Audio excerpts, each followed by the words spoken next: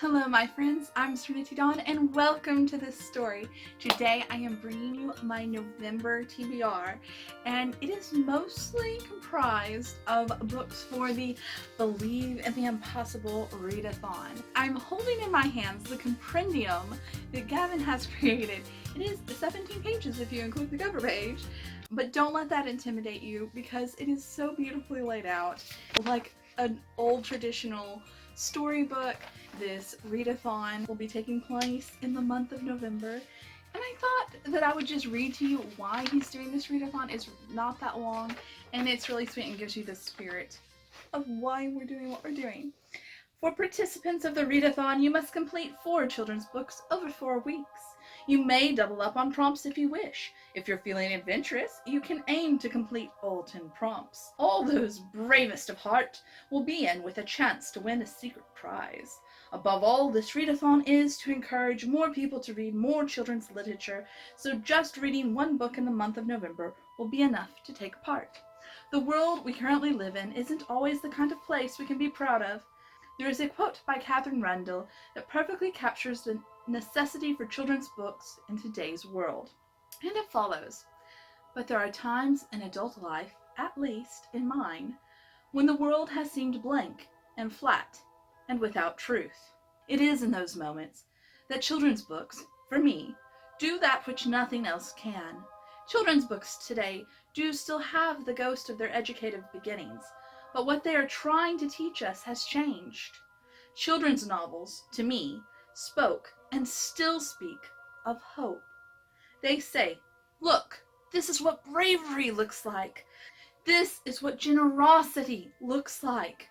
They tell me, through the medium of wizards and lions and talking spiders, that this world is a world full of people who can tell jokes and work and endure. Children's books say the world is huge. They say hope counts for something. They say bravery will matter. Wit will matter. Empathy will matter. Love will matter." And that is the quote from Catherine Rundell. Remember, there are 4 required prompts, but you can choose which 4 you would like to read. 1 book per week if you desire.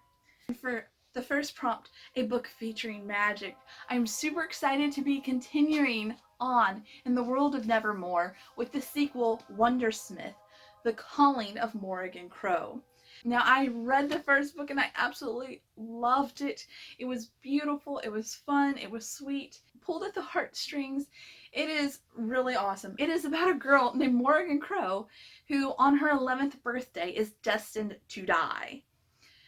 Well, on the eve of her 11th birthday, shortly before she is supposed to die, some wonderful and mysterious things happen and whisk her away on a whole new path and adventure. And it is fabulous. There were times where it was very reminiscent and gave me all the warm fuzzies that Harry Potter did.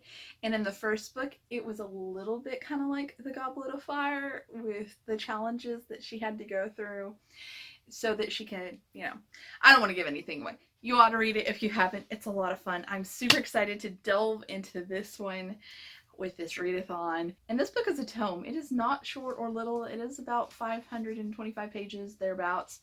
And it'll be good. I'm super excited. If you've read it, no spoilers, but tell me what you thought of it and if you enjoyed it. For the second challenge, we are to read a book with legends or myths. Stories have been passed down through generations, from traditional folk tales to eerie stories about legendary beasts. Now, for this one, you will recognize of this book if you saw my Spooktober October TBR, because I had Tuck Everlasting by Natalie Babette on this, and I didn't get it read.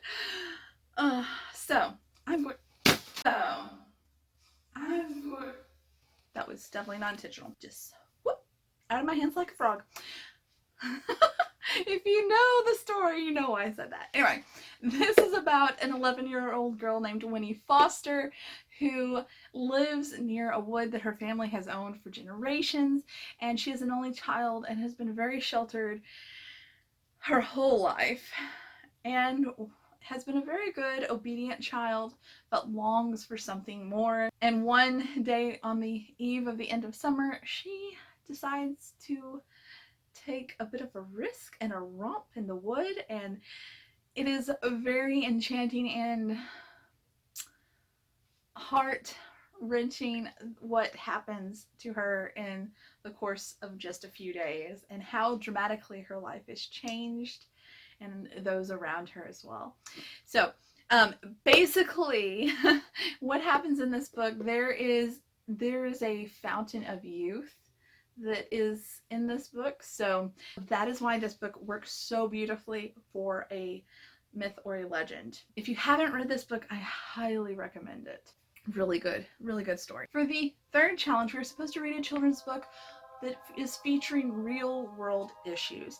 Now, for that book, I am going to be reading A Song for a Whale, and I don't know a whole lot about this book other than it is about a girl who is deaf, and she hears about a whale who is on his own and kept isolated from his pod because he is deaf also, and I think, if I'm not mistaken, she goes about trying to create a song for him to be able to communicate with his pod, and that just sounds so beautiful.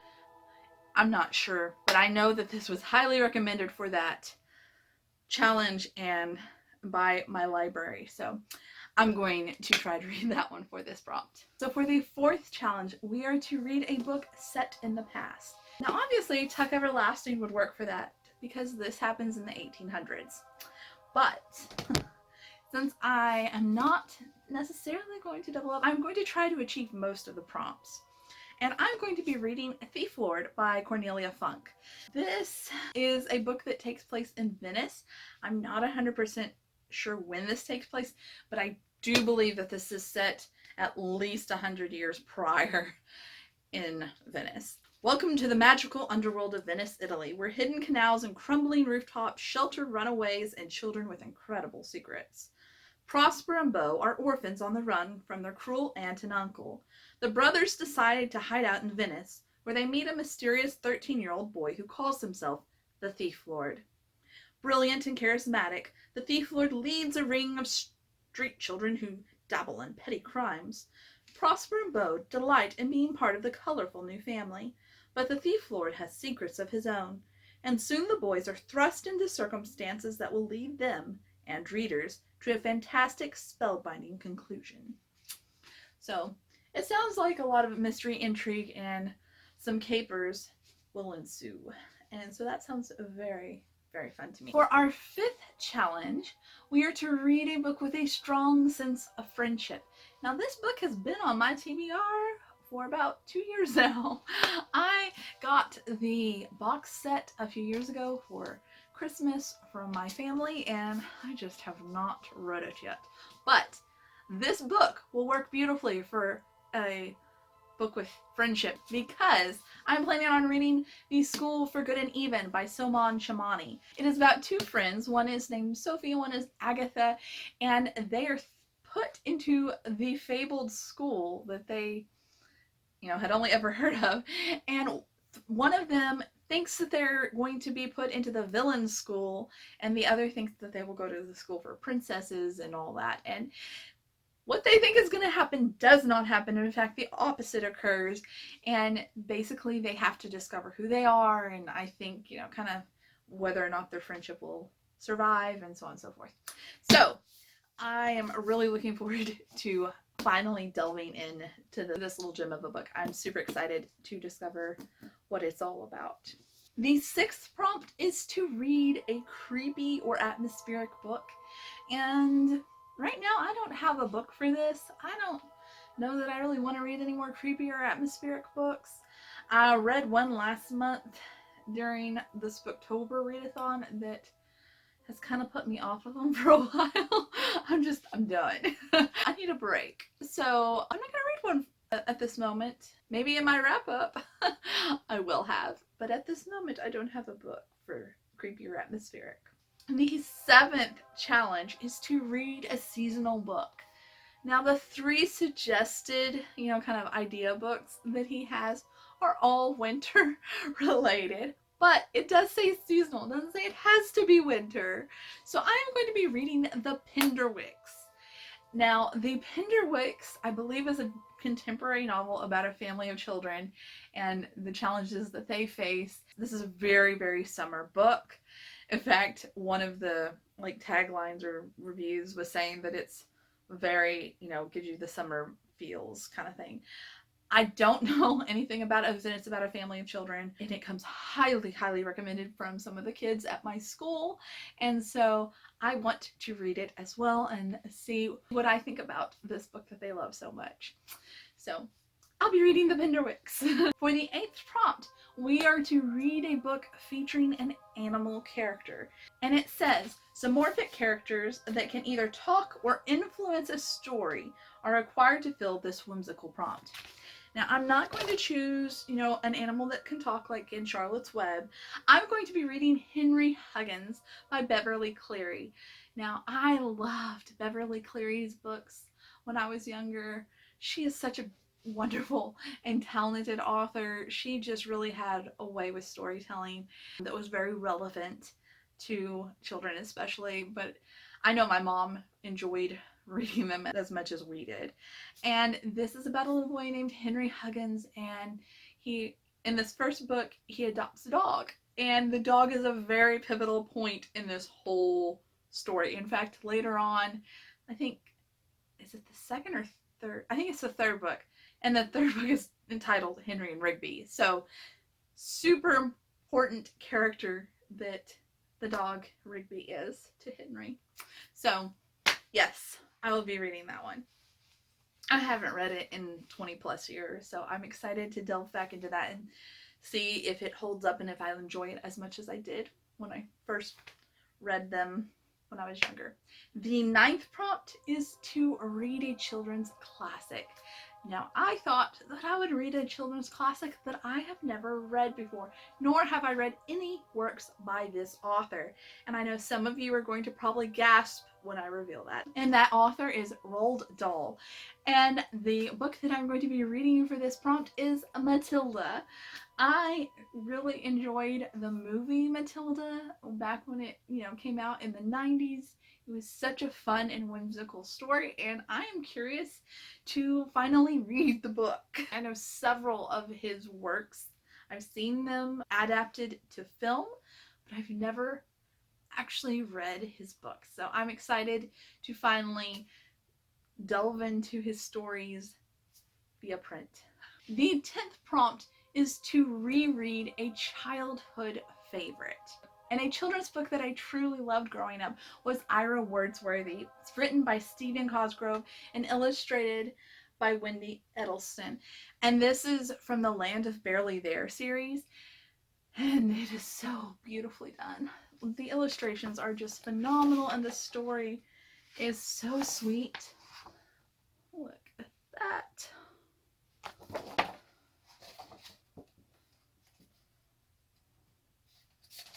I mean, just wonderful.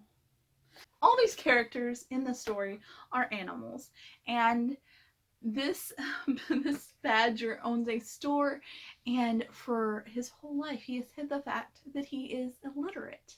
And some of the area children discover this and help him learn how to read. It is just so sweet and beautiful. It is a wonderful tale about friendship and never being too old to learn something new, and just, so many wonderful lessons in this little book. And anyway, this is a book that I could read, or I will probably try to read. But the second book that Beverly Cleary wrote was Henry and Beezus. So I'm just gonna continue on. I tend to want to continue on with series when I start them, so I'm just gonna go with what I know I like to do and I tend to do, and I'll probably do that if I do a chapter book. Now, there is a group book by Jamie Littler called Frostheart, but my library does not have it. It literally just came out in the States tomorrow. It is just now being published in the States within the last few days, so yeah, I am not going to be able to get a hold of that for this readathon, unfortunately. So I hope that you'll enjoy reading it. Gavin really thinks very, very highly of this book, but I personally have not read it, nor will I be reading it unless I get a hold of it somehow in the next 3.5 weeks. And so now you've made it through all of the challenges. Remember to believe in the impossible. I will leave you as I found you with another quote from Catherine Rundell. Children's books are not a hiding place. They are a seeking place. Plunge yourself soul forward into a children's book. See if you do not find in them an unexpected alchemy, if they will not undig in you something half hidden and half forgotten. Read a children's book to remember what it was to long for the impossible, and perhaps not impossible things. Go to children's fiction to see the world with double eyes, your own and those of your childhood self. Refuse unflinchingly to be embarrassed, and in exchange, you get the second star to the right, and straight on till morning. I will link Gavin's channel down below, as well as the Twitter account for Believathon, where announcements and various possible sprints or what have you will be taking place. If you are taking part in a Believe in the Impossible Believathon, let me know in the comments down below. I would love to cheer you on and encourage you over the course of this month. If you have a TBR, let me know. I will go check it out. If you have read any of these books, I'd love to know what you thought of them without the spoilers. No spoilers, sweetie. I'm super excited about this. I'm excited to have a good excuse and kind of chill, laid back, to know that I only have to read 4 if that's all I have time for, but I can read more if I want. Whew, we can do this, y'all. We can do this. And if you so feel like it, leave me a little blue heart if you want to and can, because, you know, I feel like the color for this readathon is blue, and that way I will know that you'll potentially watch the whole thing if you're not one of those people who just skips ahead to the end. As always, if you enjoyed this video and feel like it, give it a thumbs up. And if you're new here and enjoy my content, please go ahead and hit that subscribe button and ring the bell so that you'll be notified when I post new videos. I hope that you're having a beautiful and blessed day, my friends. Don't forget to enjoy the journey that is your story. I'll see you later. Bye.